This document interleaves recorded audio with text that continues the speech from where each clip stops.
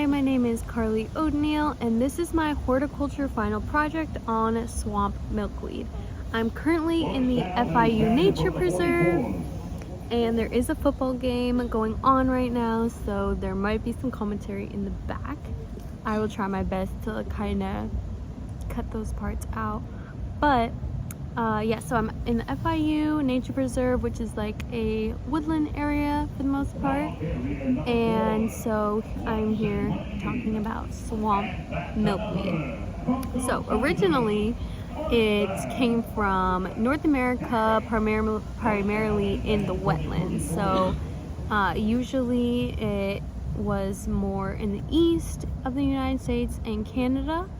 It thrives in sandy, moist soils, and it's seen in marshes, meadows, and riverbanks. So definitely heavily water-based, needs a lot of water.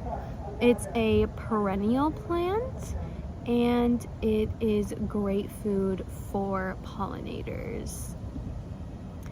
The plant itself, it's about 3 to 4 feet tall. It can grow up to that height.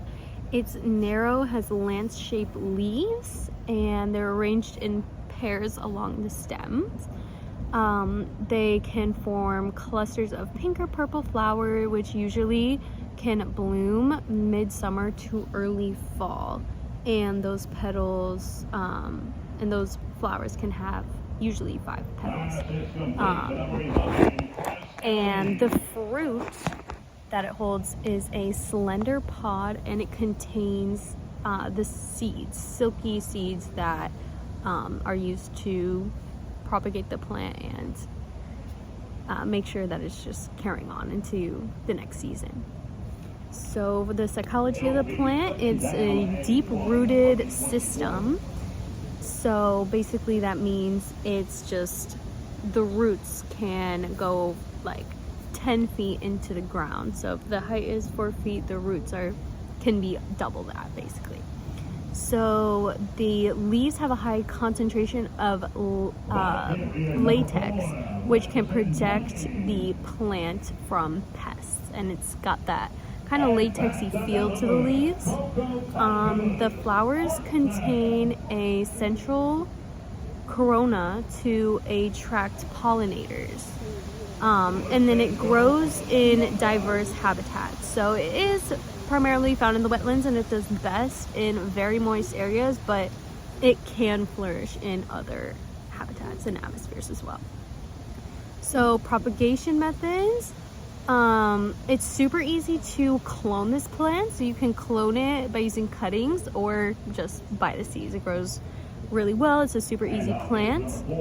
The pods contain seeds for wind dispersal. So once the plant has finished its growing, it's going to start to dry out, and the seeds are going to drop and be dispersed, carried by the wind, which you can see it's very windy today. And so the plant can also reproduce through root divisions, which is very interesting. So growth stages. Beginning as a seed, so the plant begins as a seed, and it germinates in moist soil in the spring. Again, very moist, it loves water. They develop small leaves and then establish their root system. And then the plant will grow, produce elongated leaves, and then midsummer it will begin flowering and attracting all the pollinators, bees and butterflies. It's a beautiful plant for your garden, for your outside. So after flowering, the seed stage begins. So as I was talking about before, the plant will dry out and disperse the seeds. So the time of the fruit maturity. The fruit matures in the late summer. After the pollination of the flowers, the seeds will fully develop, and the pods will swell with the seeds. As the pods mature, they turn brown and burst, and the seeds are then carried by the wind for the rest of the year, and or for the next year, for the incoming year. And the timing of the plant aligns with the growing season, with the end of the growing growing season. So medicinal components of the plant. So cardinaloids, which are cardiac glucosides. They help with heart function. So this plant, I can't pronounce it very well, but contains that. So it helps with heart functions. There's therapeutic properties, but it can be toxic at a high dose. So if you're going to use it for therapeutic properties, make sure you're like consulting someone about it, or doing, your research on it. It also has anti-inflammatory and diuretic properties, and the latex from the leaves that I mentioned before was used in folk medicine for antibacterial and antiseptic effects. So this plant definitely has a lot of good uses when it comes to that. So commercial products and brands.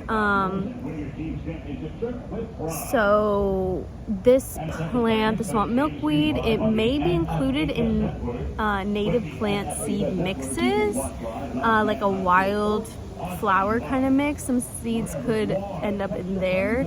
Some herbal companies can use the extracts of the milkweed in dietary supplements, and it also is sold as garden perennials in nurseries, because again, this is a beautiful plant. It attracts butterflies and bees and all of the good things. So I have nothing but good to say about this plant, and I wish I was in a swamp area to be able to point one out in the wild for you, but I have lots of pictures in the presentation, and I hope you enjoy.